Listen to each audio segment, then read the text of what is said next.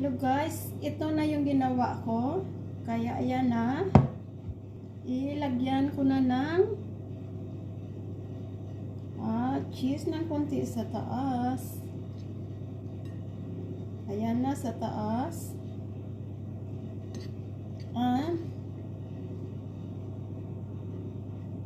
I-bake ko na yan hanggang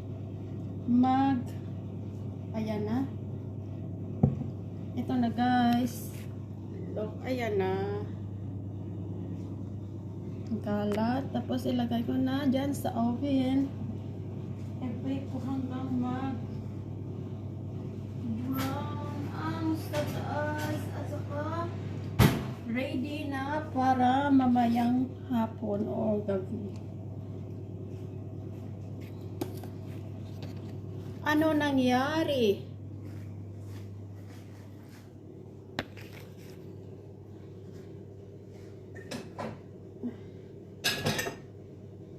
Bakit hindi nakalagay?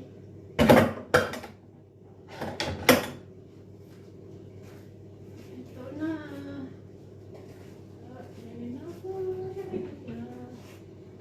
Let's do tidy na. Everybody tidy up.